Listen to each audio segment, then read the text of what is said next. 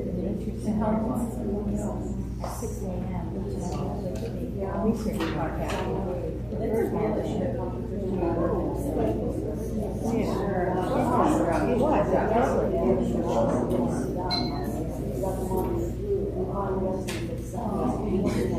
They just did ours. Yeah. Oh, no, I am so lucky. Of course. Yeah, my kids,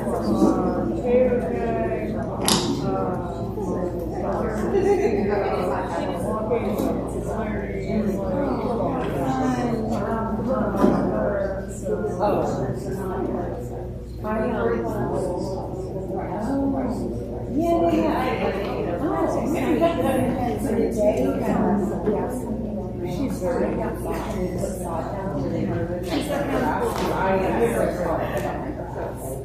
I was like, I can't have. But that was not very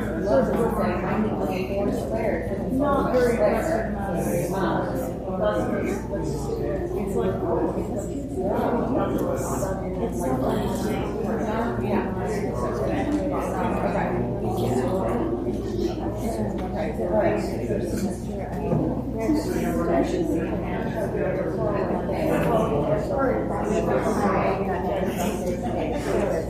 Hey, good evening.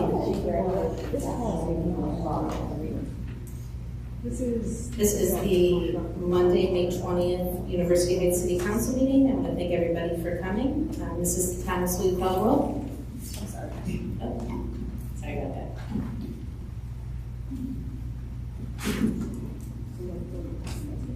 Mr. King? Here. Mrs. Sachs? Here. Mr. Cooney? Here. Mrs. Wise? Here. Mr. Rock? Here. Ms. Marshall? Here. Ms. Weiser? Here. Will everybody please stand for the Pledge of Allegiance? Allegiance to the flag of the United States of America and to the republic for which it stands, one nation, under God, indivisible, with liberty and justice for all.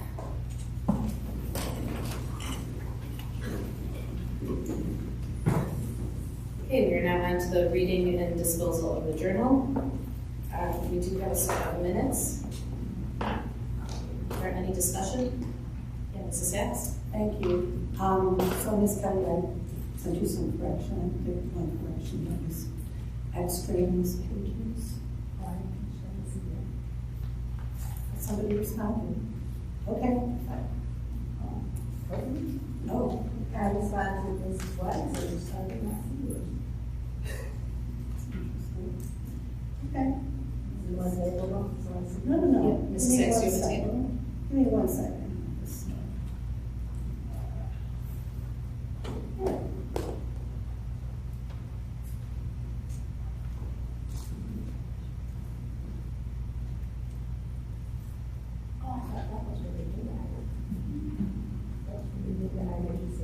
Pages 16 and 17 of the packet. And that remains. So, I didn't. I'm sorry. Okay, so everything's okay with the minutes? Yes. Okay, is there a motion to approve the minutes? I'll move. So, is there a second? Second. Mrs. Thomas, will you call the roll? Mr. King? Aye. Mrs. Sachs? Aye. Mr. Cooney? Aye. Mrs. Wise? Aye. Mr. Rock? Abstain. Ms. Marshall? Aye. Ms. Weiser? Aye. Okay, that passes. The next item is additions and removals from the agenda or referrals to committee. Mr. Cooney, did you have something? No, just. I actually have something to remove letter H, ordinance 2024-36 to dissolve the University Heights City Beautiful Corporation, repeal chapter 280 of the city's codified ordinances, and authorizing the mayor to execute and file all documents necessary for the dissolution of the CIC. I will make a motion. Is there a second?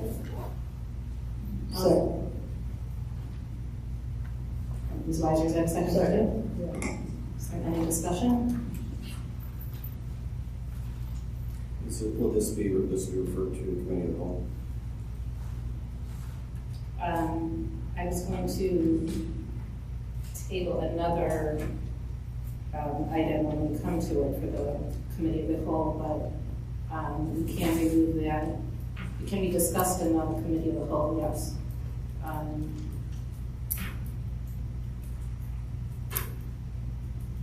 Mr. Ryan, in terms of removing it, can we remove it and then move it to the committee? If you want to amend your motion, you can do both. To remove it, yes, authorized to move it to the committee? Sure.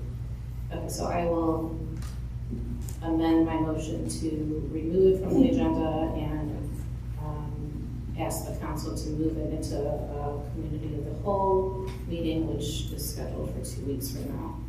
Ms. Weiser, are you still okay with that motion, or would you Which like? one? 2024-36? Yeah. Okay, yeah. Any comments on this? Okay, Mrs. Thompson, call the roll. Mr. King? Aye. Mrs. Sacks? Aye. Mr. Cooney? Aye. Mrs. Wise? Aye. Mr. Rock? Aye. Ms. Marshall? Aye. Ms. Weiser? Aye. Okay, are there any other additions or removals? That's right. Yeah. I'll ask that we table ordinance 2024-32, refer to the community of the whole meeting scheduled for 2 weeks. Thank you, Mr. Cooney. Is there a second, or is there a second for this? I will second it. Are there any comments? Would you state the reason why? As I stated in the last council meeting, in regards to this ordinance, have public discussion in regards to the content of the ordinance in the committee of the whole.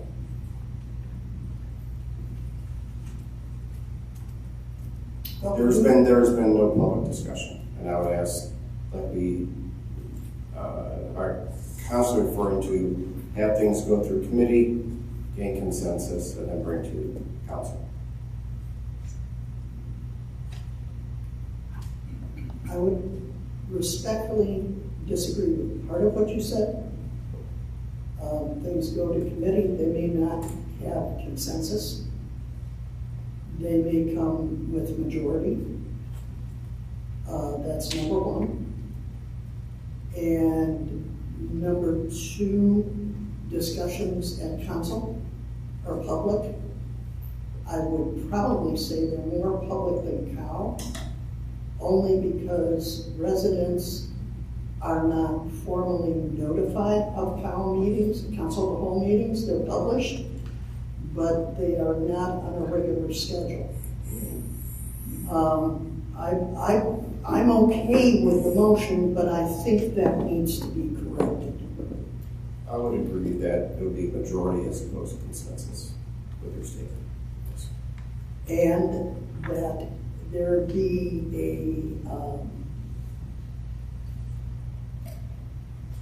concerted attempt to make sure that that meeting is publicized, so our residents know.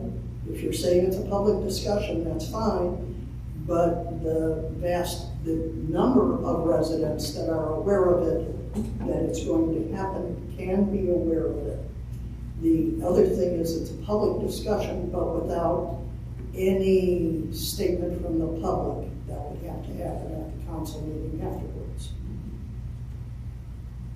Ms. Weiser, I can publicize that, and since I lead the council of the whole, I always allow public discussion, so if there are comments, I will allow that, as I do in my other meetings, at certain points of the meeting. Ms. Sacks? Thank you. Is this the agenda item that we're thinking of for Monday, June 3rd at 5:30? Yeah, tentatively, we're just waiting on one issue to finalize that. Any other comments? Okay, Mrs. Thomas, will you call the roll?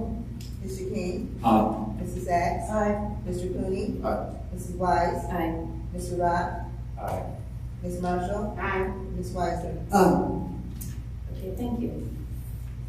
Are there any other additions or removals for the agenda or referral to committee? Okay, are there any comments from the audience? Comments are limited to 5 minutes. If there's anybody, if you could please raise your hand and step to the mic.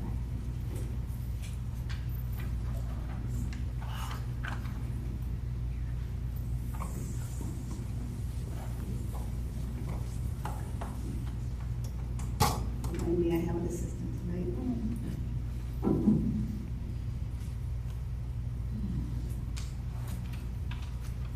You could just state your name and address, thank you.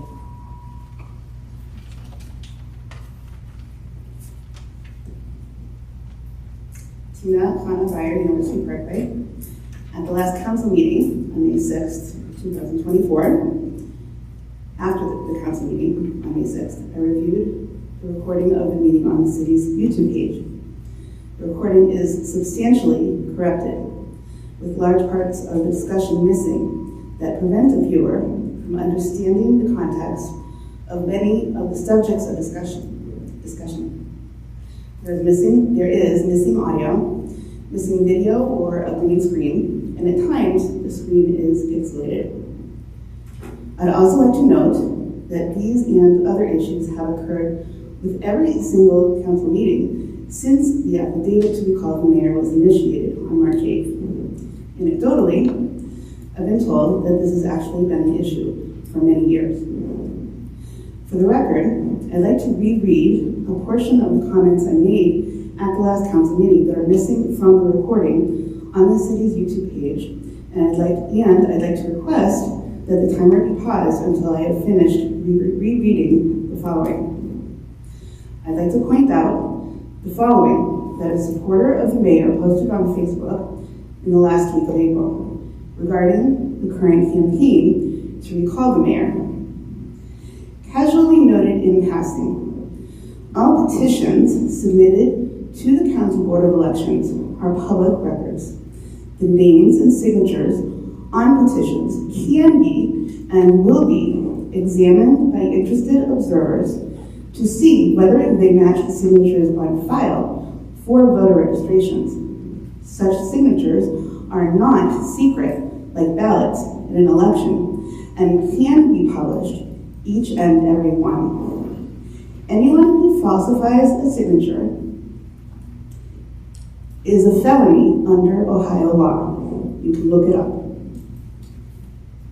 I'd like to point out that in this screenshot, you can see, if you were close enough to see the screenshot, that Mayor Brennan is one of those who liked this post, which would indicate that he agrees with the content of this post. Indeed, the mayor's name is listed as the 4th of 5 who liked this post. This concludes my reading of the comments that are missing from the recording of the last city council meeting. Today, a resident who owns a corporate AV company offered to discuss with the city and council an offer to build a package and train someone to run the recordings of the city council meetings. If the city hears from that person, I do hope that both council and the administration will give it serious consideration. Finally, to change the subject a little, I'd like to repeat part of a conversation I heard recently among several residents. During discussion of the recent controversy surrounding the city mowing residents' grass above 8 inches, even if recent rains have not given residents a chance to mow. One participant very casually said, "Oh, I had them show up to mow once. I just gave the guy $40 to go away and mowed it myself." Congratulations, Mayor Brennan, for continuing to run a tight ship. Thank you. Are there any other public comment?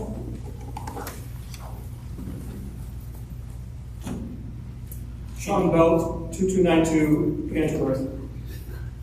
Mayor Brennan released a statement to be read in the public record at the May 13th CIC meeting in his absence. It begins, quote, "The city created the Community Improvement Corporation, known as University Heights City Beautiful Corporation, to negotiate and enter into contracts without the legal constraints that the city has. such as requiring competitive bidding among developers, end quote. Mayor Brennan is correct, but not exhaustive.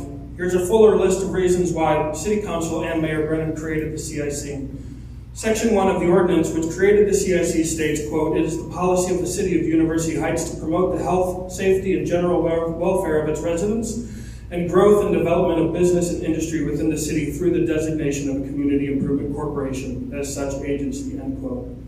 Section 2 of this same ordinance states that the CIC shall be for the purposes of economic development, for the purposes of implementation of the city's most recent master plan, for other real estate development purposes, and shall be authorized to sell public property without public bidding upon prior approval of this council, end quote.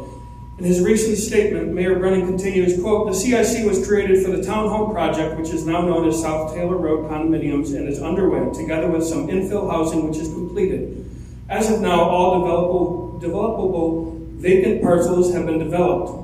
In the case of the townhomes, the first 4 units have been constructed and the next 4 are underway. The city has no plans and no intention to transfer any further land to the CIC for development," end quote.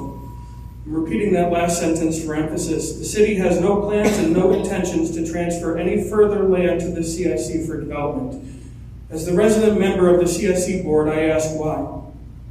In Mayor Brennan's words, quote, "The purpose of the CIC has been fulfilled and the time has come to wind it up," end quote.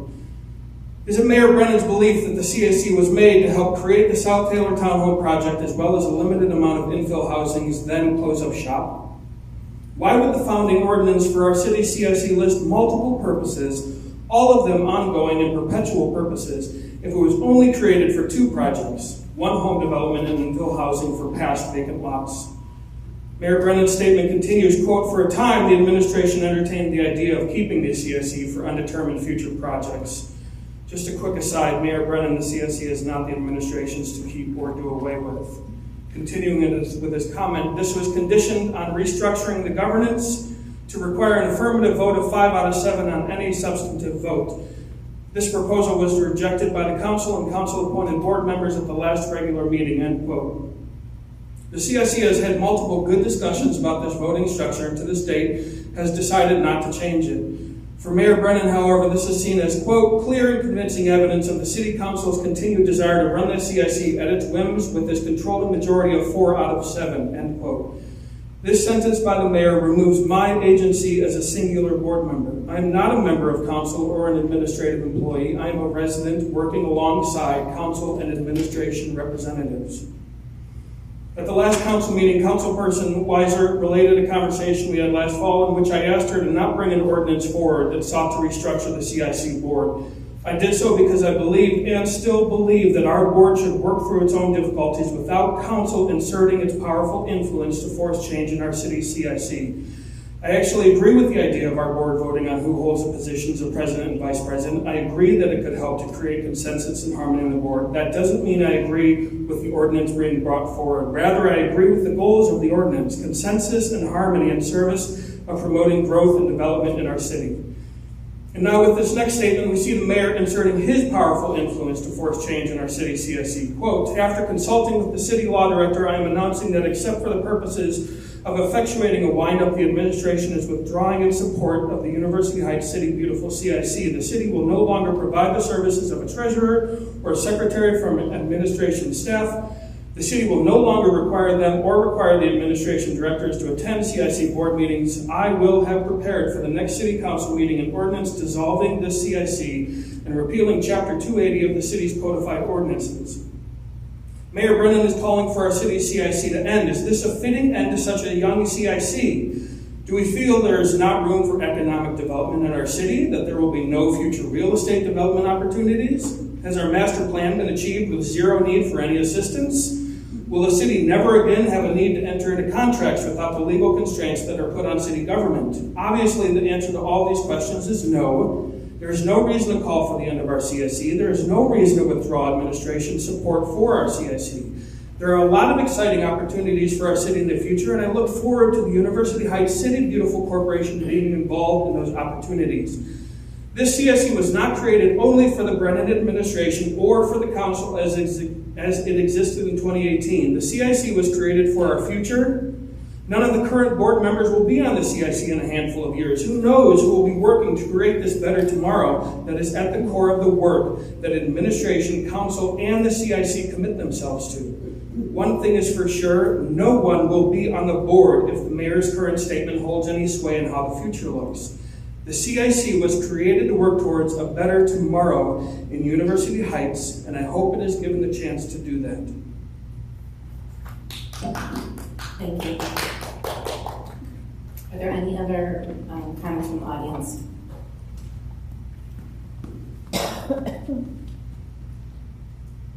Ellie Sheehy, 3917 Faversham Road. Sean, I am so sorry. Those were beautiful words, but they were not captured on the live stream. I have 3 residents who are texting me right now letting me know that the live stream is not capturing these comments. So much for transparency. We're not having that. This administration is committed to silencing the voices of the residents. So I'm glad that you like that. I'm glad that you're proud. This is an embarrassment for the city. So, I'm just going to pause right now. Is it live stream? I have 4 people now texting me that they can't. It's not coming through. They couldn't hear Chris talk earlier. Maybe they should read themselves once it's out, so. Can we just check this camera right here? Or you're seeing it right now? I'm viewing it on another device. Oh, Okay. They're seeing. It might be in something on YouTube. So I can hear it and I can see it. Maybe it's time to give you. Yeah, it's 2024. What are we doing? Okay. So Figure it out. we're going to go on to the rest of the council agenda. Wait, one more. Hi. One more comment. Thank you. Could you just state your name and How do I get this to work? This is working. Hi, I live at 4026 Silsbee Road. I'm here to ask the city council to do something about the traffic on Silsbee and Warrensville Road. The pedestrian section is dangerous. There was an accident on Saturday night.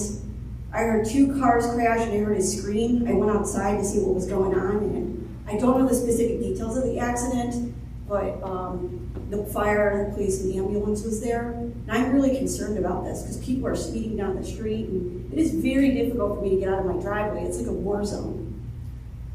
I just think we need a new pedestrian redesign or something. That's all I ask you. thank you. Please. I have a degree in urban planning. Thank you. you. Catch her name. Angela Bear.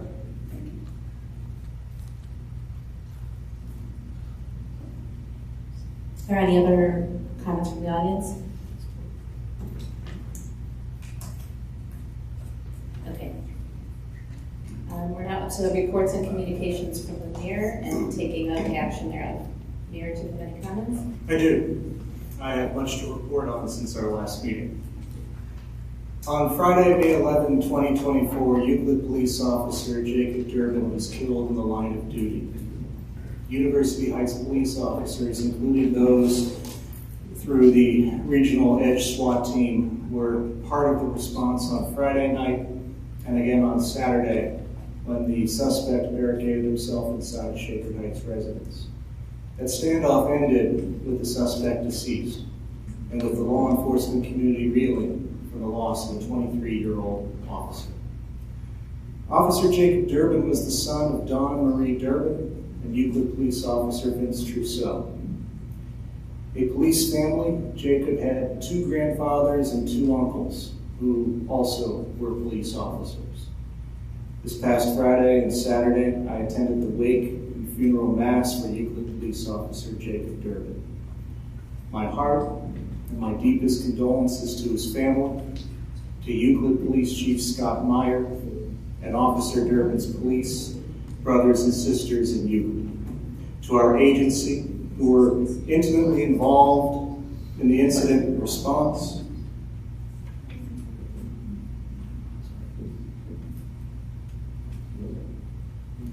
and to the numerous surrounding police departments, to Mayor Kirsten Holzheimer Gale, to the people of Euclid, to all who knew him and loved him, from the 2018 graduating class at Cuyahoga Heights High School, to the Army National Guard with whom Officer Durbin did a tour in Kuwait, to Kent State University Police Academy, and then to the Euclid Police Department.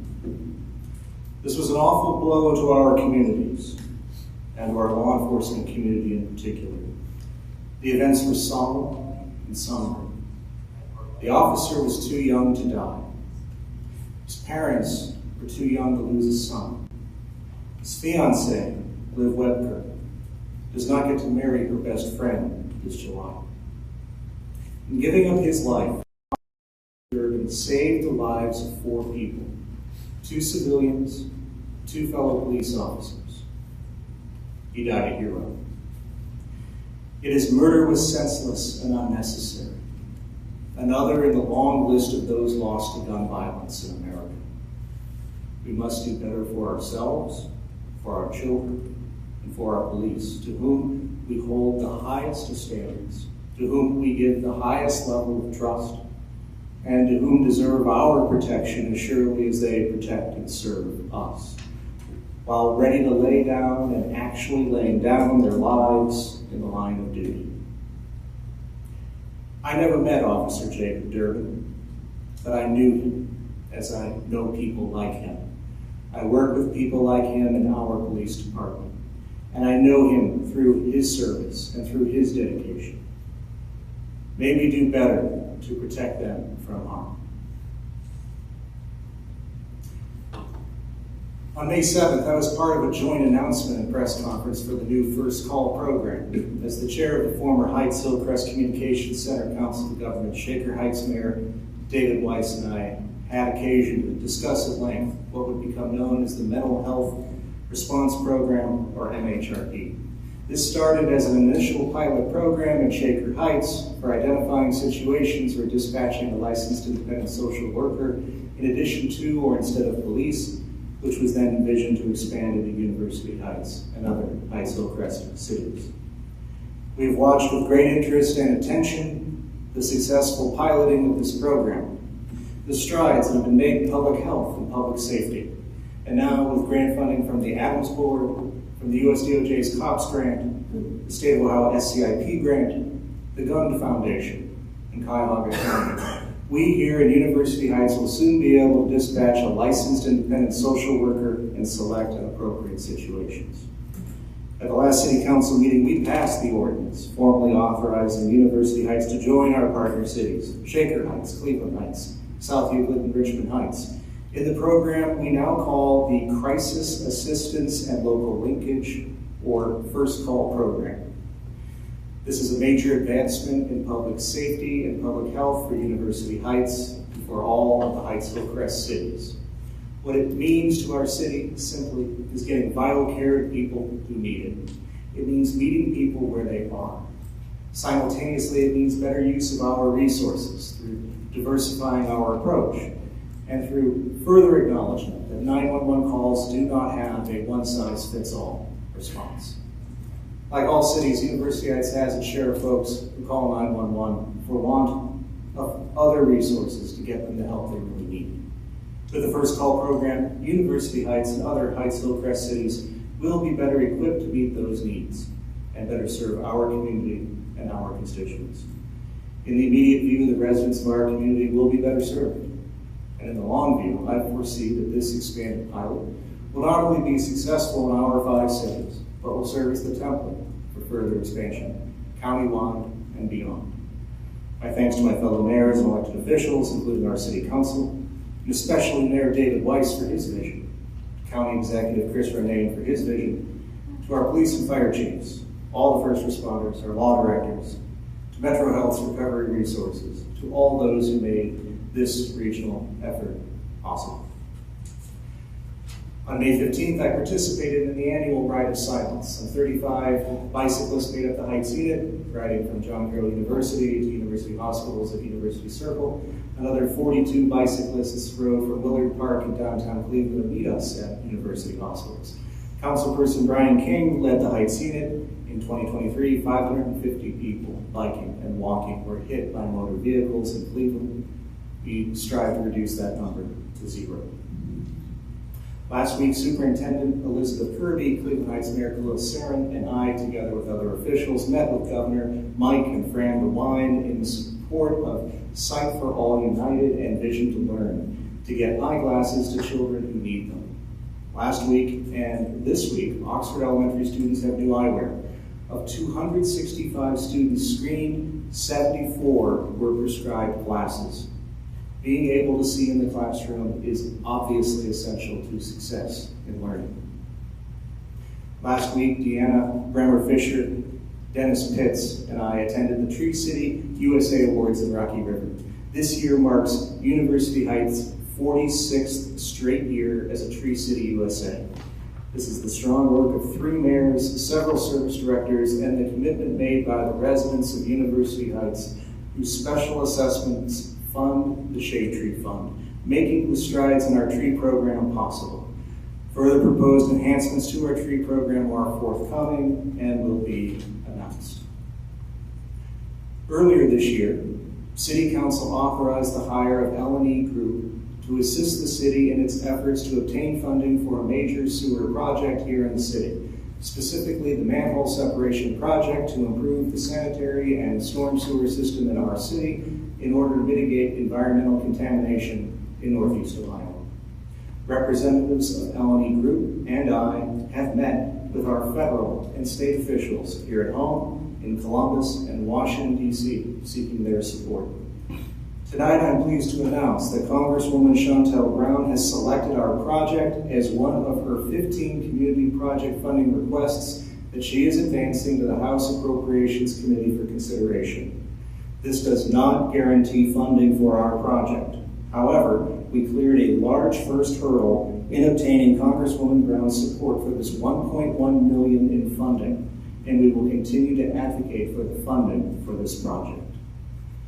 So we have the potential to be awarded that major funding from Washington, but here's an update on a smaller but also impactful grant from this past week. After Council's passage on March 18, 2024 of the revisions to Codified Ordinance Section 1064.021, enabling loose recycling services curbside, we began looking for grant money for the curbside recycling carts. Even though the deadline had already passed, with the Cuyahoga County Solid Waste District, Deanna Bremer Fisher wrote a grant application that was top-notch, even if past the deadline, and we submitted it nonetheless. On May 14, 2024, Cuyahoga County Solid Waste District heard resolution number 240514A, approving an off-cycle special project grant in the total amount not to exceed $25,000 to support the City of University Heights implementation for an opt-in curbside recycling program in fiscal year 2024. It passed unanimously. We will have $25,000 for the cart rollout this fall. Acceptance of this grant will be placed on the council agenda next time. And between the Mosaic magazine hitting mailboxes on Saturday and the opt-in QR code on the cover of that magazine and the postcards that hit mailboxes today, we have a big push through the end of the month for people opting in to recycle in University Heights. And when the carts roll out this fall, everyone here had a part in that, and we can all share in the credit. The 58th Annual Memorial Day Parade steps off at 11 a.m. on Monday, May 27th, and for the second year, the parade will follow a modified parade route, Silsbee eastbound from the Cleveland Heights City line to South Belvoir southbound, to Washington Boulevard eastbound, to Bromley Road northbound, and finishing at Garrity Elementary School. The commemoration ceremony follows the parade. University Heights resident and Iraq War veteran Mitch Liebslow will be the Grand Marshal and the keynote speaker at this year's events. Tomorrow, I will be part of a panel discussion of local leaders at the Climate Leadership Conference hosted this year here in Cleveland, Ohio. This conference is organized by Local Governments for Sustainability, founded in 1990 as the International Council for Local Environmental Initiatives. ICLEI is the world's leading network of local and regional governments committed to sustainable development. The panel I'm taking part in is entitled Implementation of Climate Solutions, Building on Collaborative Planning in Northeast Ohio.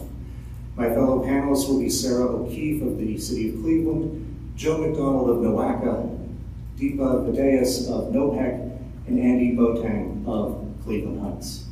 I'm honored to be taking part in representing our administration's work on sustainability and resiliency here in University Heights as part of a larger regional, national, and international discussion. Thank you. This concludes my report. Thank you. We're now up to reports and communications from City Council and taking no action thereof. Just a short report. I just want to inform the residents of our excellent committee, committee heads and committee assignments that have been going on. Our building, our service, our recreation, our safety, and our economic development have done extremely deep dives into issues such as contracts, budget issues, and resident concerns, much more in depth than we have in recent years, and many issues have been resolved and have not just been resolved, but have been, many iterations have come about to just do better in the city because of that.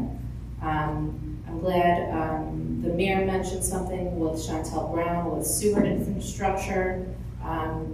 Ms. Sachs and I were just at an event with Juanita Brent today, and I hope that I didn't have a chance to speak to the mayor yet today, but there's over $1 billion in infrastructure funding right now in the state that cities really need to fight for, and our state reps, whether they're senators or whether they are representatives, have the ability to get that for our cities. University Heights is unique with our budget and with our needs, so it's something that I know Ms. Brent and Ms. Brown will fight for us, but I think that there's more opportunities there that we can fight for here as well. So thank you for that. We are now at reports and communications from the directors and Department of Finance, etc. So, Mr. Kennedy, is there any report? I do not have a report this evening, but just to give you an update, we have to have our gap conversion financial statements filed with the state by the end of May. So that's really taking all the attention right now, but that's all I have to report. Okay, thank you. And I know you mentioned that you almost completed the capital look forward in terms of our Yes. of our 5-year assets. capital plan? Yeah. Yeah. I'm still waiting for a little bit of information, but I'll get a note out to you as soon as that's completed. Okay, great. Thank you. Director of Law, do you have any updates? No report, Vice Mayor. I'd be happy to answer any questions. Okay, thank you. Public safety, I see both chiefs aren't here. Mayor, is there anything to report? Both chiefs have been excused this evening. Chief Rogers and the Department of Office have been through a lot the last couple of weeks. He needed a day, and Chief Perko is away at a conference this week, so they're both excused, no report. Okay. Just out of curiosity, is there an officer at the door today? I didn't see anybody. Okay. If you could just make sure that there's one going forward. Service Department, Mr. Pennington.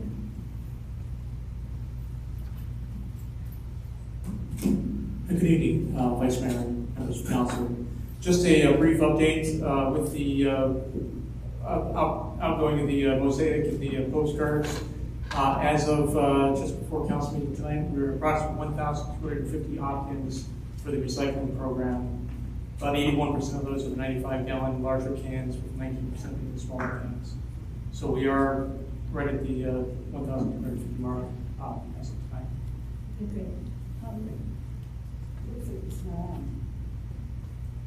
So it's on again? the live stream's on still? Whatever camera on you did not like is on, like watch it. Yeah. The camera in front of me and the light is on, so I just switched to. I can see it. You know, one thing that I learned today, and I guess this is for the mayor too, but our state rep has mailing services.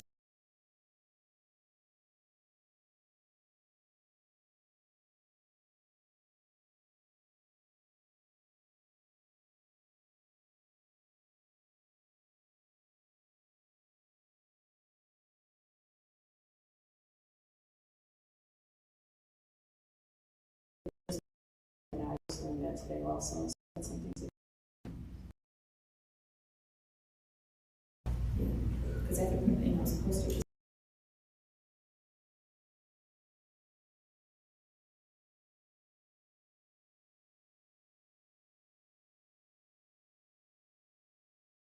Building.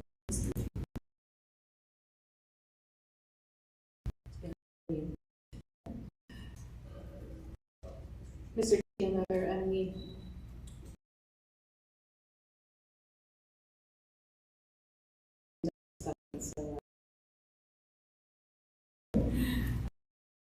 Community development.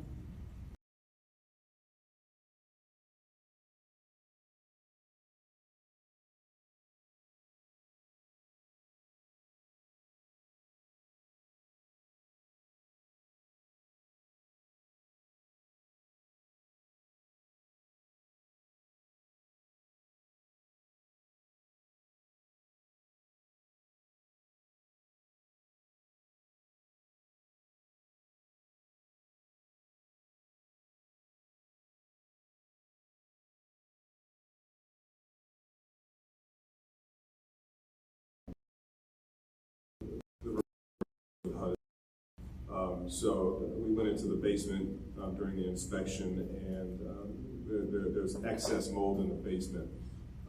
So I contacted the property manager today to try and see if I could get inside. The reason why I didn't, or that we executed the search warrant, was because the property manager just was pretty much unresponsive.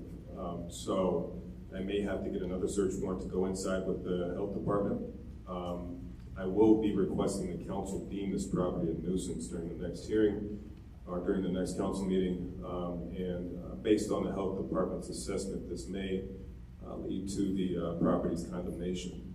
Other than that, the department's been busy. There's been 2 properties that we recently placarded, both on Jackson, at 2175 and 2186. The property at 2186 Jackson is actually owned by Huntington Bank.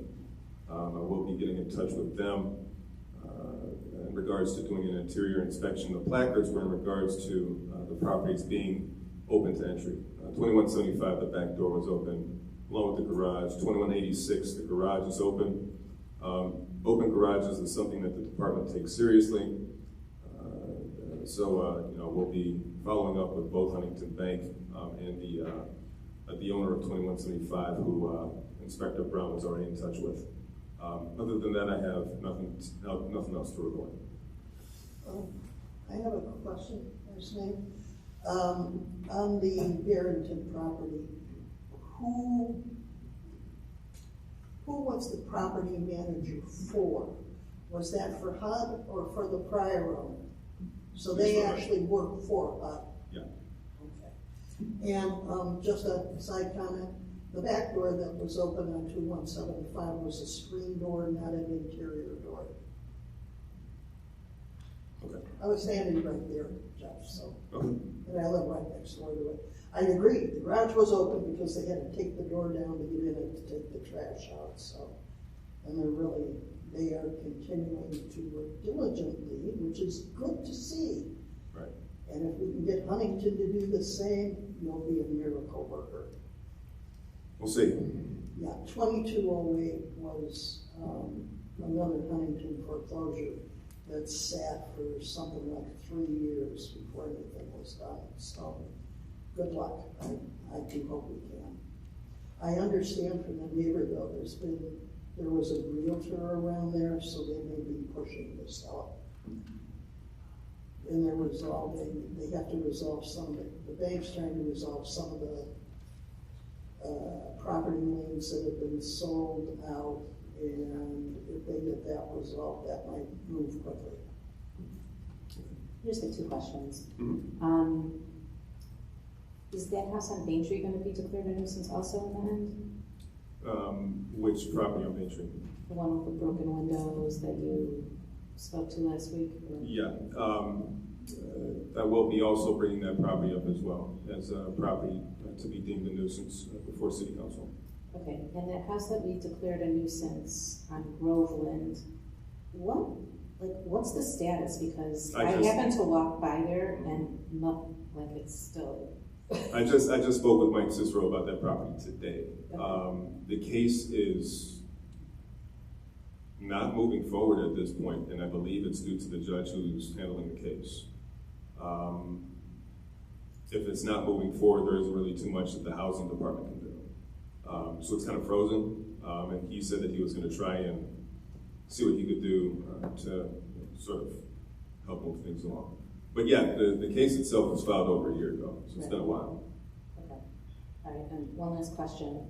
I didn't realize that open garages those are very concerning to you. Yes, so I past history, I worked in housing court for 10 years. One of the stories that Judge Bianchi used to always tell was about a police officer named Derek Owens, who was shot and killed in a vacant property with an open garage back in 2008.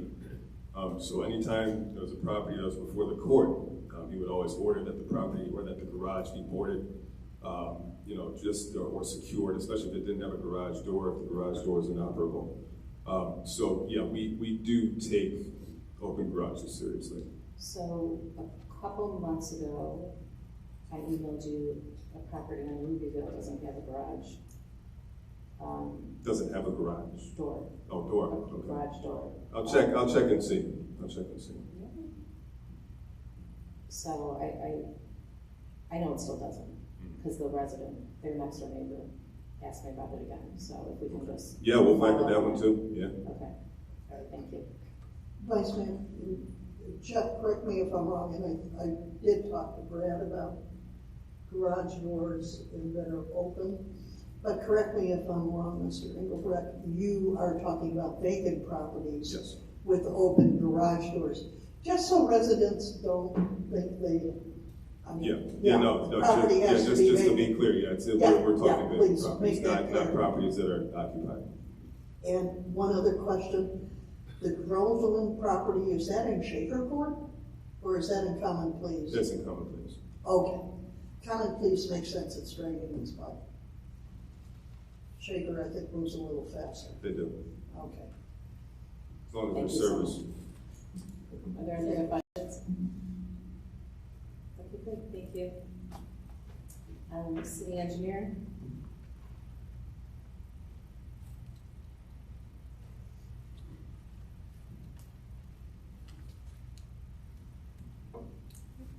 Good evening. Just wanted to let everybody know that the tennis and pickleball courts that started advertising last week. Some interest. 4 sets of spec books went out over the last 2 days. So hopefully we'll get some good bids. That opens on May 31st. Still working on the streets and Silsbee water main. And I'll be back in a couple minutes to talk about the pavement marking. Ms. McAfee, could you tell me, I missed, what's the first thing that you sent out the specs on? The Purvis Park tennis and pickleball court Oh, thank improvement you. plans. Okay, Purvis Park, thank you. Are there any other questions? Okay, thank you. You're welcome. And communications and civic engagement? Thank you. And then economic development.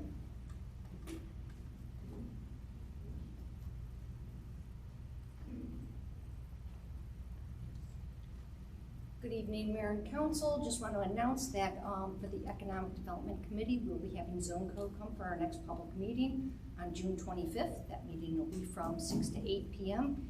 here at Wiley. And we'll be reviewing the ADUs, the different districts, specifically the Warrensville Center Road District, and parking will be a big issue. If you recall, at the last meeting, we touched on a couple of those, but we didn't get deep into those.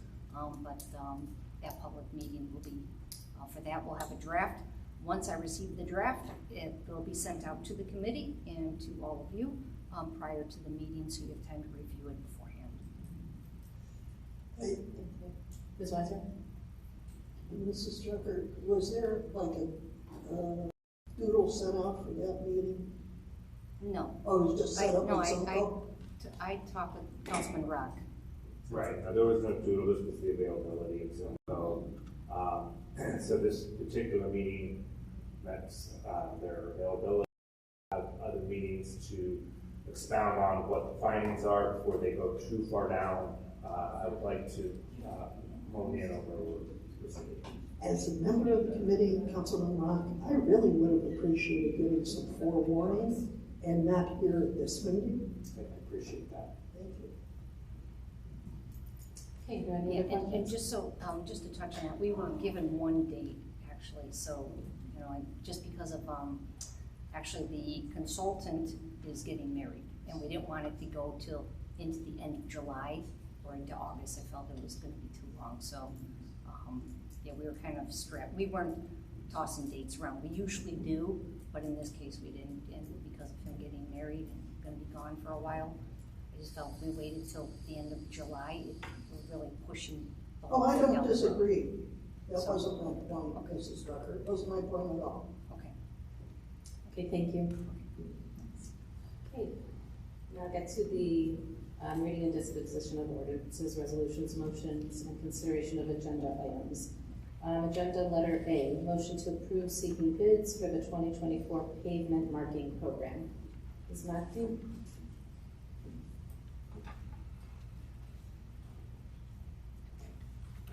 All right, so I have the bid book ready, and I would like to start advertising it. It would start to advertise next Thursday, and it would advertise for 2 weeks on May 30th and June 6th, and then the bid opening would be on May 14th. And then I included my engineer's estimate plus, June 14th, plus last year's final contract with Pat Flowers Incorporated. And I also included in my packet the what bids came in last year. So you could just see there is a little bit of a range in prices.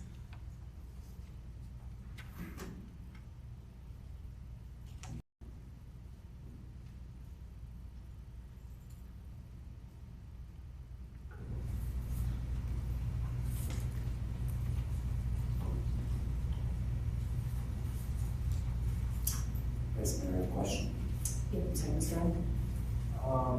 If you could help me to understand on these units, the estimated quantities on your estimate.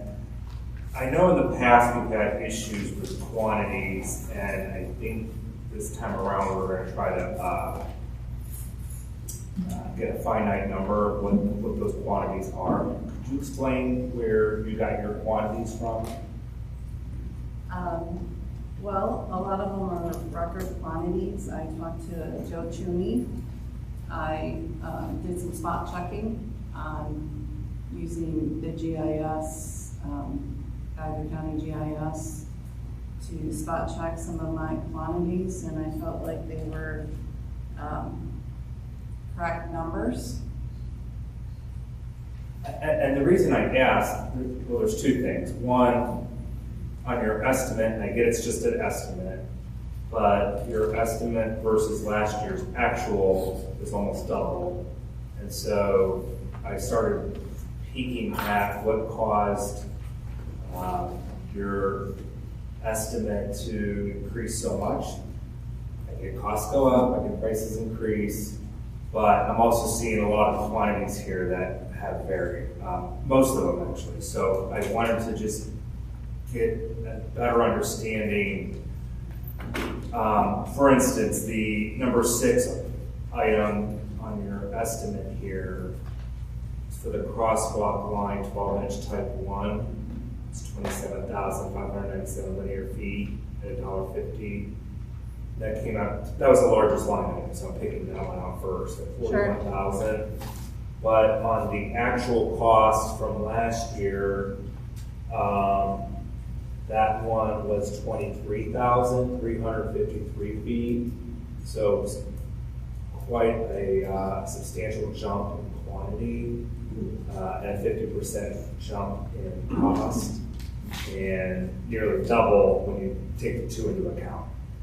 So I guess first and foremost, will your estimated cost be on the bid documents, or is it just the quantities? I would include my estimated quantities. The quantity, but not the actual dollar amount. Right, correct. That's good, because I want to see what they come up with. Right, Yeah. right. I think if we could look at, so you have last year's contract totals. I do recall there was some change order requests because some quantities were off, and that's understandable. I think it would behoove us to look at their pay app from last year, what their actuals were, to compare that to our quantities so that we have an understanding of, yes, this is what is actual, and with their change order, and spot check it that way. Just because I'm seeing a lot of variations here, just quite a bit. And I'm afraid that if they bid on 27,597 linear feet, and maybe the 23,000 is correct, that's a substantial difference in cost. Well, I was told that last year, not Cedar Road, any of the pavement markings that was included under a different project last year. Okay. So that last year's numbers could have been a little bit smaller due to some deductions from other projects. Okay. First time through, I don't want to estimate too low and then for us to go over on something. So I feel comfortable with these numbers. Okay, and that makes sense. If Cedar Road was not included, our quantities will go up because that's a 2-mile stretch of road. Right. Wow. And Was the whole street not painted, or just the portion that was getting resurfaced? I think it was just maybe a mile. So, yeah. Yeah. Okay. I just want to be really careful about this, because if these quantities are accurate, or if they're just an estimate, they're probably going to carry over year after year after year, and they're going to bid based on the numbers that are in the bid document, which is what's shown here. So I just want to caution that we use the correct numbers so that we're not overpaying in perpetuity. Does that make sense? Yes. But I appreciate that you don't put the actual unit cost, the price in the bid, so that we can see what they come up with. Thank you, Mr. Ralph. So the one thing that I'm concerned about is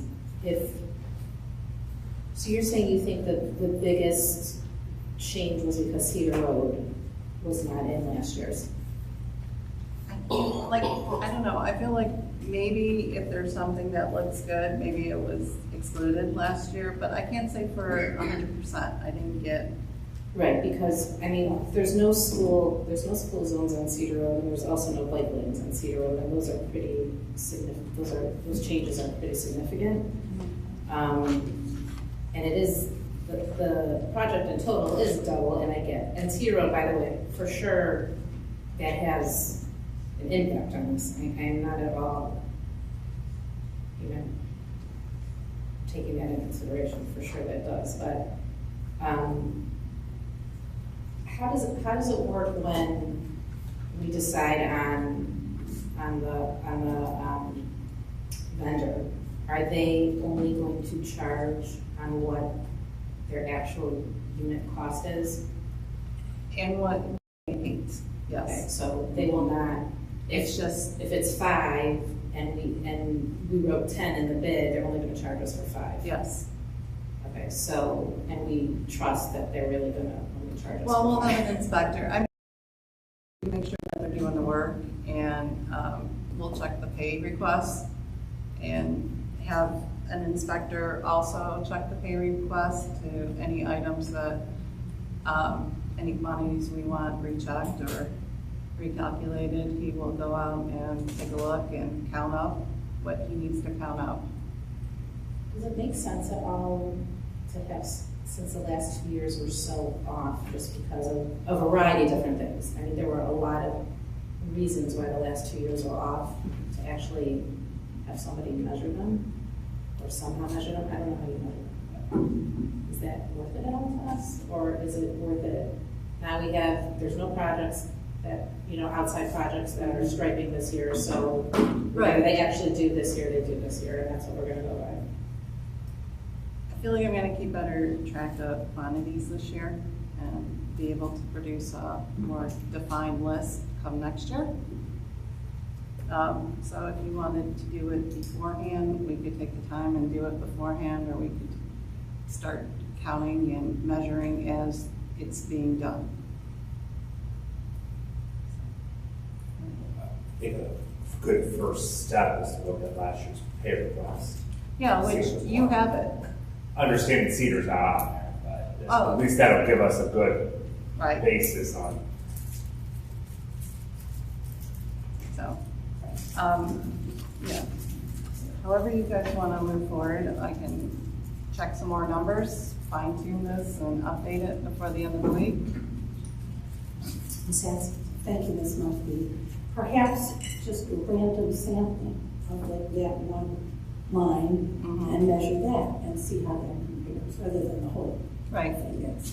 And maybe, I don't know if there are any other anomalies, I have not compared it, but that sounds plausible. Yes. Cedar, but you'll find out for sure. How long would something like that take in terms of time? Depending on how you want it done. I mean, if we could do it just using like GIS and see if we come in within 10% of what these numbers are. I don't know enough about it. It sounds reasonable, but again, I can't. Thank you.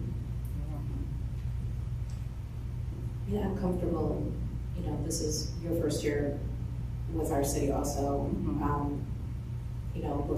You comparing from last year also, using your best judgment. Obviously, the vendor that we choose, we're gonna have to, they're gonna have to come back to us anyways with the contract, so. And then the actual invoice will be correct, the correct dollar amount there. Yes. And this is just a motion to seek bids anyways. Right. But if you can go back, at least like you said this week, I'm okay with that. I'm okay with that. If spot checking the ones that are like way off. Like, yeah, the big ones. I got like that one. There's a few others that would make me wrong. I'll make a motion to approve seeking bids for the 2024 pavement marking program. Is there a second? I'll second. Are there any comments? Vice Mayor? Yeah, Ms. Weiser. Would you include, pursuant to the changes that the engineer will be doing? Is that okay with you? After you review it? Yeah. That way it's covered. We're not locked into what you submitted. If you do have to change it, either up or down. Right. Sure. Friendly amendment. Since we didn't vote on that, I will amend to motion to approve seeking bids for the 2024 pavement marking program pursuant the engineer to review, to make updates to the possible updates to the bid document. Okay. There's a second. Thank you. Ms. Thomas, will you call the roll? Mr. King? Aye. Mrs. Sacks? Aye. Mr. Cooney? Aye. Mrs. Wise? Aye. Mr. Rock? Aye. Ms. Weiser? Aye. Sorry, Ms. Marshall? Aye. Thank you so much. Okay, we're now at the new agenda item B, ordinance 2024-24, amending Exhibit A of the salary ordinance relating to the city non-bargaining unit positions to include the position of senior service coordinator and establish a pay range therefore and declaring an emergency on second reading. I want to thank the mayor for updating this and putting an hourly rate, which aligns itself with the other part-time positions on here.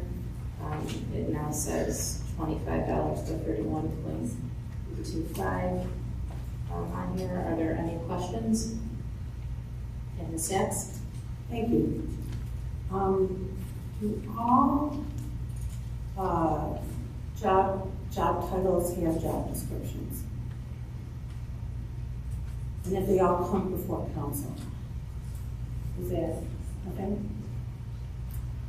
I'm sorry, what's the All jobs, all people at City Hall who have job titles, are City Council aware of those job titles assigned to them, or no? Okay. Executive Assistant to the Mayor and Special Projects. Who is that person at City Hall who this job description of Senior Services Coordinator reports to? Who is that? Deanna Fisher Group. That is correct. So my question is, in the last couple of Mosaic magazines, her Deanna Barmer Fisher title she's been referred to as the Chief of Staff. Is that a different job title? Does she have two jobs? Could that be clarified? I don't think that's relevant to this discussion, but that was something that was in the Mosaic. Obviously, she's not listed currently as a chief of staff. Her title is an executive assistant to the mayor on special projects. That was something that ended up in the Mosaic, and should have read it differently. It's been in a couple of mosaics, 2 or 3. I'm not aware of that. Oh, I can bring that to your attention. Well, thank you for bringing it to my attention. So I don't expect to see that in unless that's, or to see that that's this becomes chief of staff. That's all, consistency, because it's a little confusing. Well, yeah, I mean, that's something we can clarify. I mean, her job role is much more consistent with being the chief of staff. Then what isn't? Then it should be reflected in the position description, so that the senior services coordinator knows exactly who they report to. We'll make sure they know that. Ms. Weiser? First of all, I would like to thank the mayor for finally adding experience working with seniors, but I'm curious as to the and/or. Again, this is a group of people that if it's or, somebody has an associate's degree, they have related office experience, working in a municipality, nonprofit, similar government education skills necessary, but once again, it doesn't block the city into hiring someone who actually has some experience working with seniors. And I'm just curious as to why, with such a specific job title as Senior Services Coordinator, we wouldn't require that without an or. I think in every field and every job, there's a first time somebody is hired to do something. And if somebody has good qualifications that lend themselves to doing something to work with seniors, even if they have not had the experience of working with seniors before, I don't think we want to rule out a candidate who brought other things that tend to suggest that they would be up for the job.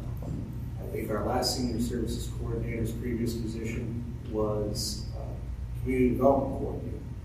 And I don't know, if that neatly fell into working with seniors or not.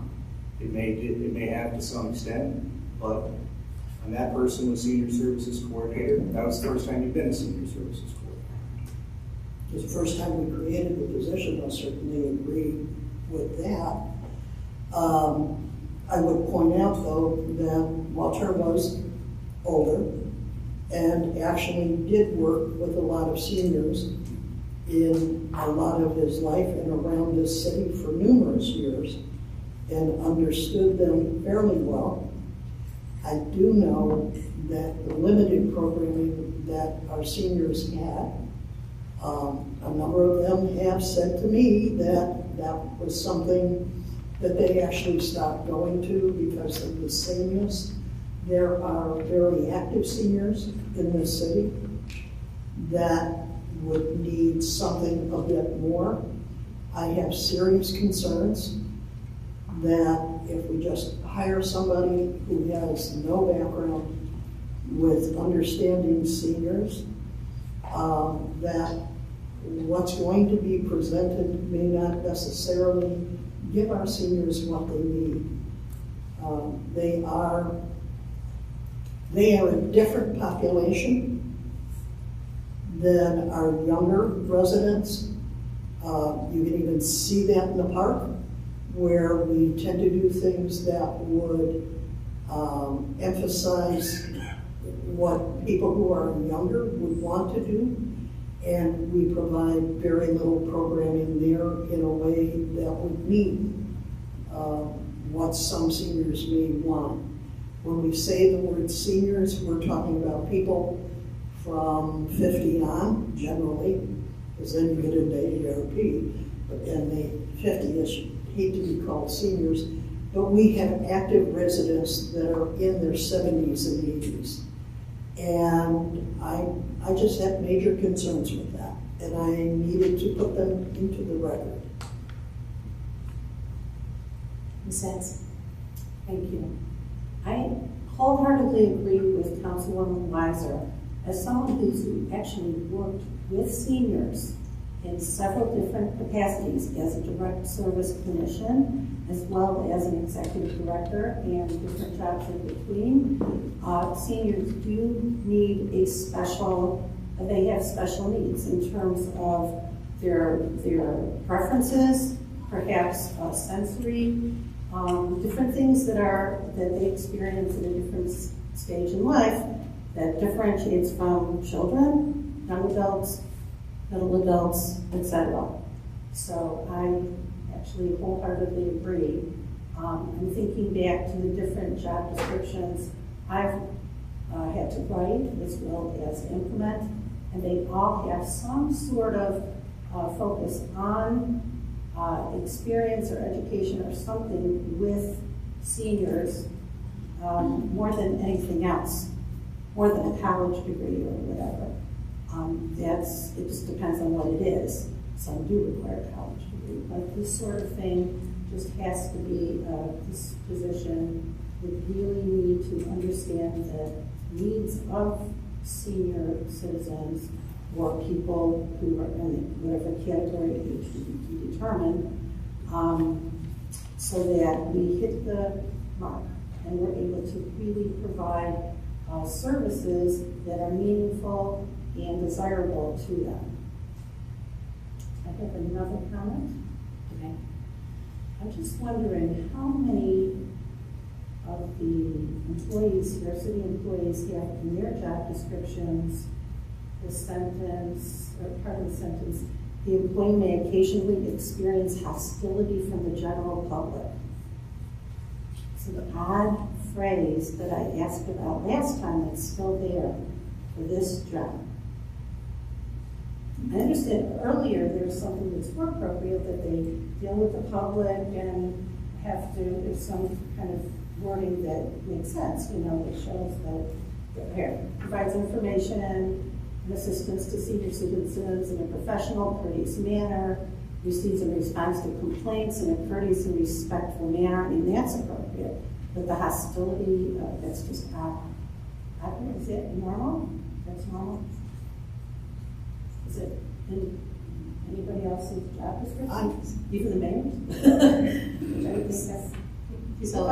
I think it's assumed in a lot of jobs. Every job. When you deal with the public.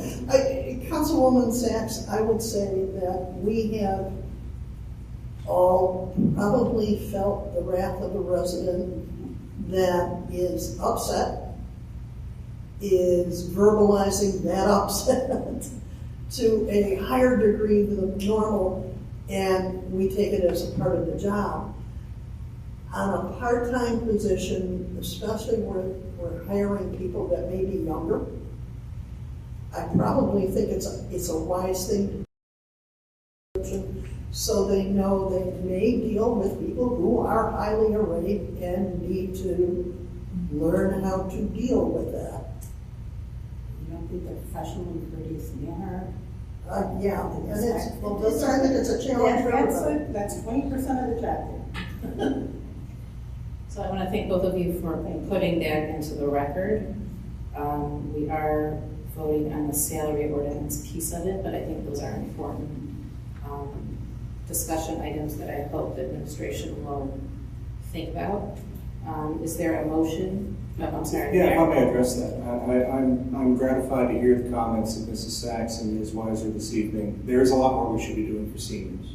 And in the future, I look forward in the future budget cycle having a much more robust program than one part-time coordinator. So I'm glad to know that there's some support for it here tonight, and we'll work towards that. So thank you. Vice Mayor.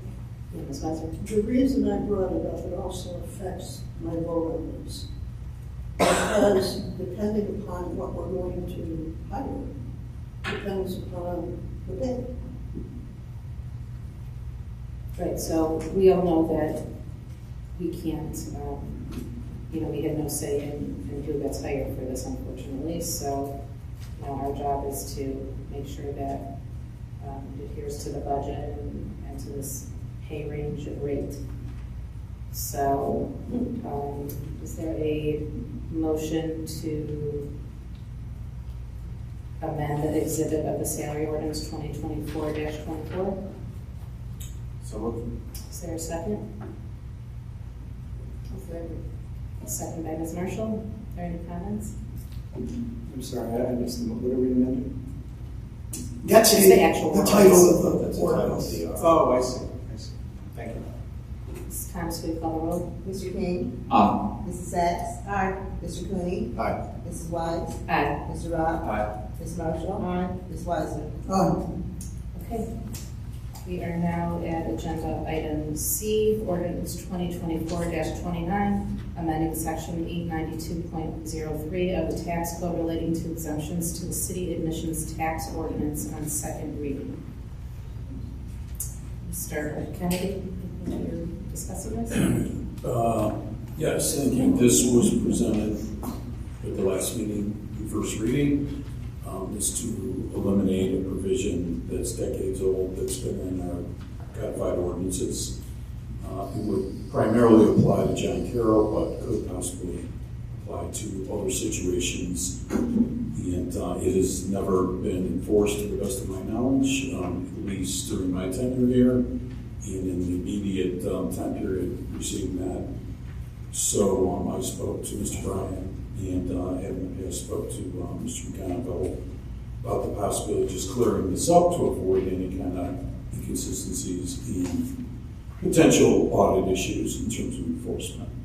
And I don't think we would be talking a substantial or significant amount of funds being waived because of the low fees that were set when the establishing ordinance was originally set up. Thank you, and we did have discussion on this at the last meeting. Were there any other questions for Mr. Kennedy or why don't we raise it? We won't be able to enforce it. It's not been enforced. Why not? We won't be able to, and then Why issues not? with it anyways. Well, I asked why not. Yeah, I guess it's 3% of the admissions tax, and then we have this exception provision that accepts, nonprofits, religious institutions, schools, and then as an exception to the exception for boxing matches, sporting events, and those types of things. And I think it was anything over, charged over 41 cents. Right. So this is, as Mr. Kennedy said, goes back to the 50s when it was originated. It hasn't been amended since the early 80s. So we wanted to clear this up since it's an audit year, and then we can re-examine the rest of it to see if we want to do something different. Have we actually collected this at all? Never to my knowledge, no. Why do we want to keep it on the books? We may not. I mean, that's. I think this is the first step to correct the obvious, and then we can re-examine the rest of it, whether it's worthwhile. But I mean, it applied to, I think, institutions that used to be here, bowling alleys, movie theaters, those types of things. Well, the mayor keeps saying there's some kind of entertainment center coming that apparently might actually get qualified under this. That would apply if people are paying an admission to get into the establishment. Okay. But they would not fall under the exception because. Yeah, I mean, if I may, I would welcome a separate discussion at a later date with regard to whether we would want to have an admissions tax applied to a venue like that, closer to when that venue is realized. It would seem as if it would apply in its current form. The thing that we definitely wanted to address was the nonprofit university angle, the educational angle. That we are not collecting an admissions tax for people attending sporting events at John Carroll. And that was something we knew we wanted to, that was easy. If we want to have a longer discussion about whether we want to collect a tax on people entering an entertainment venue that may be built at University Square, I think that's a separate discussion.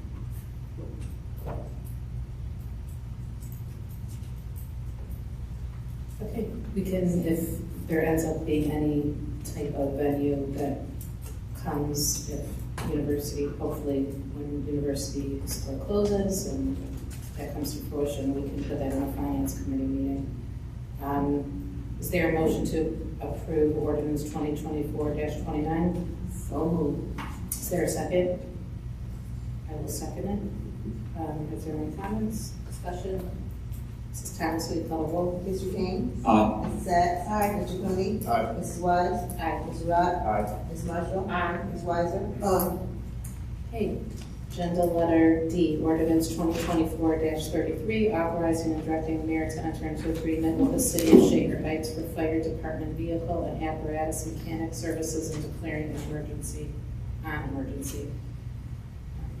Mayor or Mr. Pennington, I don't know who's, because the chief isn't here, I don't know who's doing this.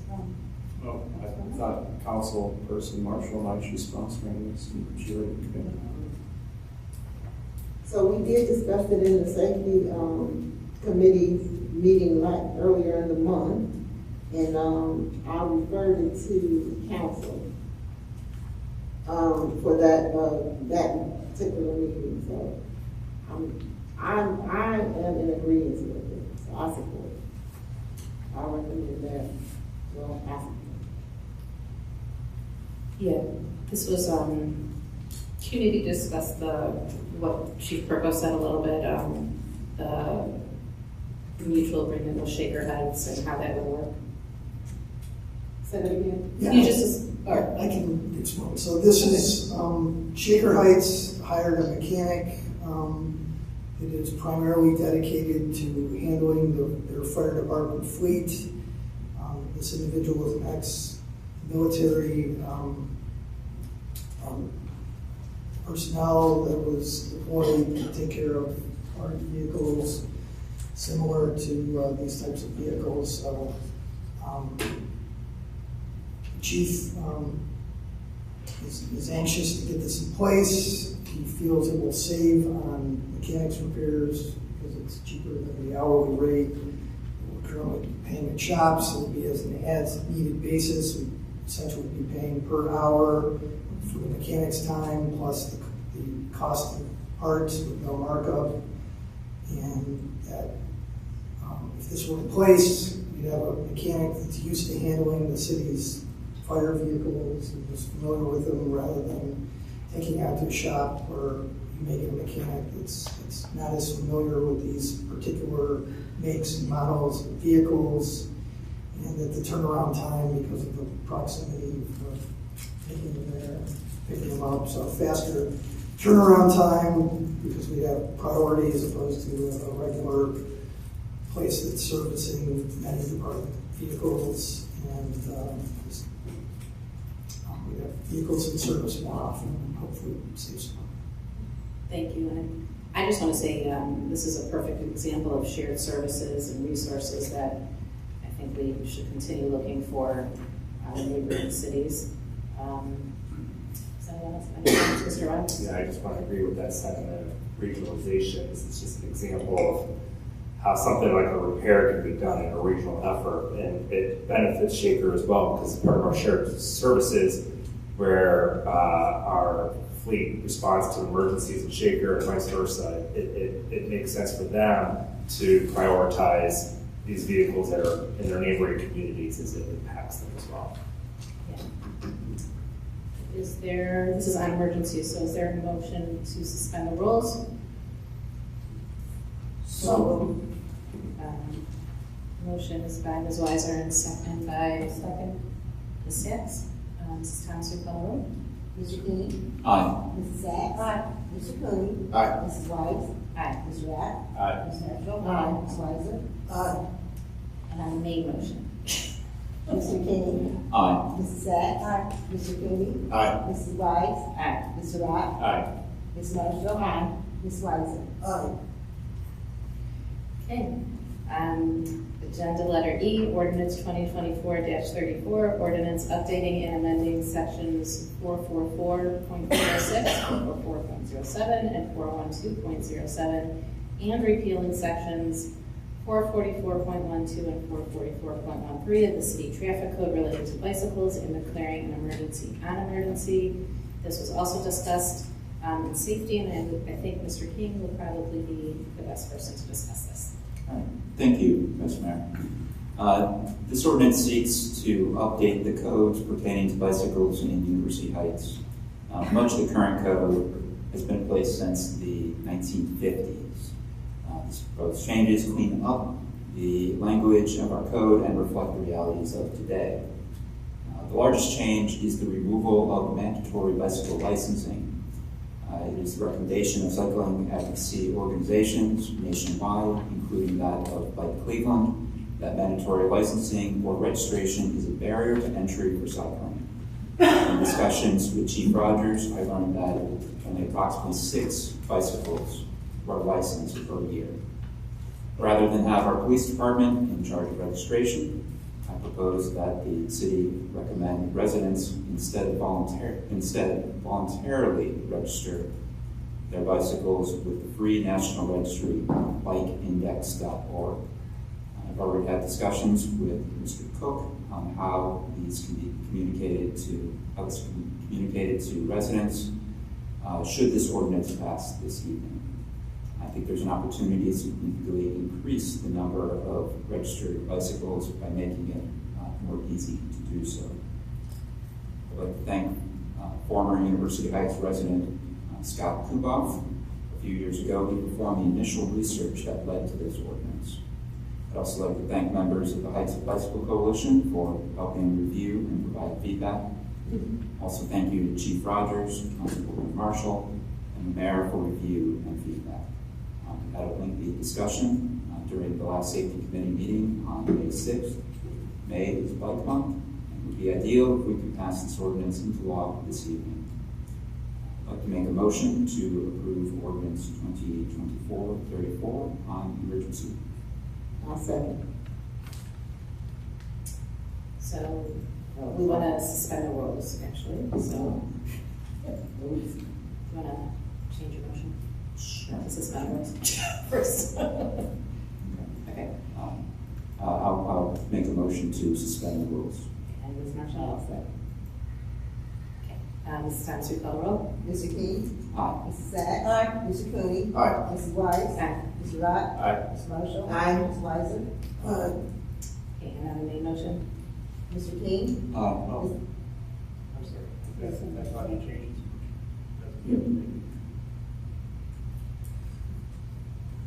We talked about that after the last meeting. Yeah. Once the rules are suspended, that suspends the reading rule, and at that point, we vote on the motion.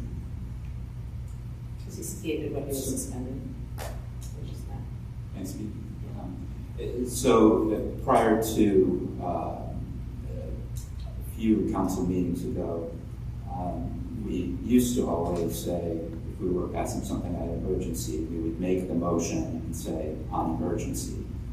And then the chair of the meeting would then, well, we would have discussion then. The chair would ask for discussion, and then the chair would ask to suspend, an initial vote to suspend the rules, and then a vote to, on the main motion. Okay. So do we want to redo it to clarify this to make sure we're... Yeah, I think there's more than one way of doing this. It's just, I was under the impression that the chair asked the council person to withdraw his motion and just make a motion to suspend the rules, which I believe is the motion that we voted on. Yeah. And then she called for a second vote, which is how we often have done it. But when we didn't have the full motion, we only had the suspension. So we obviously want to be sure that the record's clear and clean, and it may be that a second motion is now needed to adopt ordinance 2024-30. So the option, I guess we could just do, make another motion and pass it. Now the rules are suspended at this point, or we can start over again, do it the way we want to do it going forward. So, leave it up to the vice mayor. If the rules are suspended, can you just make a motion on the main motion ordinance? Yes, 24-34? yes, that was first option. Okay, so Mr. King, did you want to make a motion on the ordinance 2024-34? So moved. To pass? I'll second. And Ms. Marshall, you wanted a second? Yeah, I'll second. Ms. Thomas, will you call the roll? Mr. King? Aye. Mrs. Sacks? Aye. Mr. Cooney? Aye. Mrs. Weiss? Aye. Mr. Rock? Aye. Ms. Marshall? Aye. Ms. Weiser? Aye. Okay, that passes. Agenda letter F, ordinance 2024, authorizing all actions necessary to accept Northeast Ohio Public Energy Council, NOPEC, 2024 Energized Community Grant on first reading.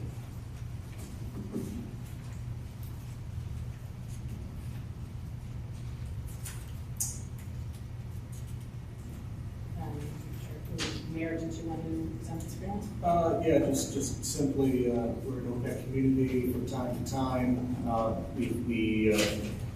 We get awards under the Energized Community Grant Agreement. We don't necessarily have a project at this point, but we do have a deadline by which we are to accept the money for a future project. And I think the amount was maybe $29,000. Does that sound right, Dennis? Yes, $28,981. Very So very close. Thank you, Mr. Bryan. Yes, $28,981. So the idea here is that we need authority to go ahead and upload the grant agreement legislation approving acceptance of the grant agreement later to the end of June. So it's here tonight. We'd ask. I don't know if we have this on first reading or on emergency, but so there's really no reason to wait. There is a time limit here, and I would ask that the ordinance be passed on emergency this evening. Okay, so it's on first reading. Oh, it is? Yeah. But there is no grant agreement in here. Well, it's in the portal. And yeah, we have a grant agreement right here. It's community grant agreement. Well, it is the standard agreement that's prepared by NOPEC to I'm sure the city has approved for the last several years. Nothing's changed since past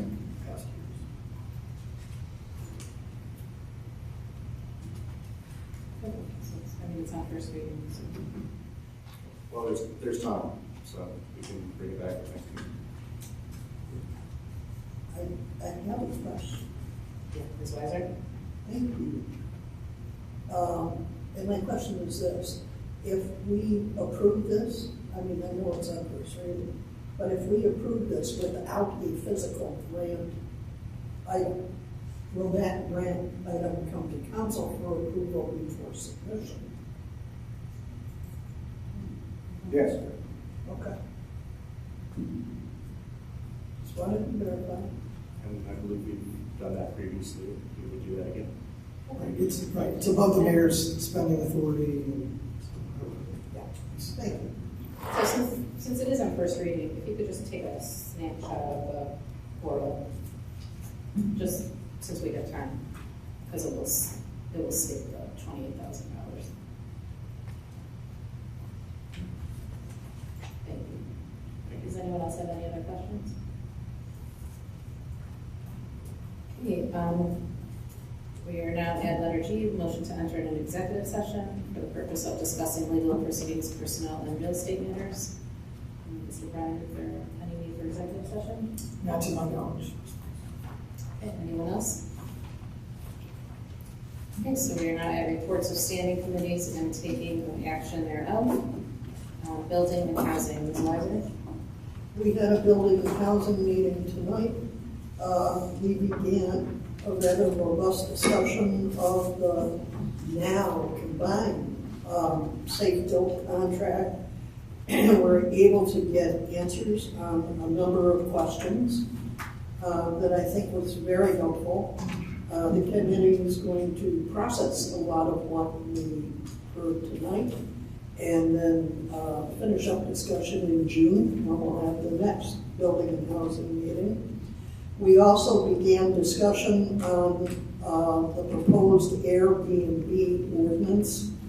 That was the draft. The law director made a few very, very good suggestions, and that will be updated and will again come back to us in June. Thank you. Community outreach, Mr. King. I'll report this evening. I have a question. Sure, sorry.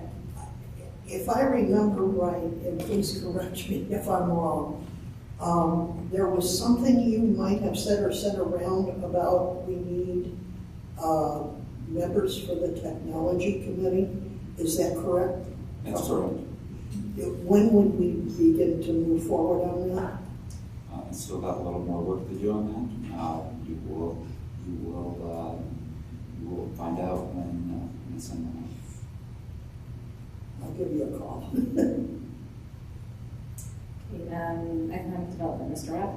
Thank you. Yeah, there's a meeting, as Ms. Drucker mentioned, on June 25th for the Zilco review. Thank you. Finance, I have no report at this time. Recreation, Mr. Green. Purvis Park Pool is expected to be open this weekend for Memorial Day. Passes are on sale currently through the city website, and we have a parade on Monday. Hope it's rain for you. I hope so. Safety, Ms. Marshall.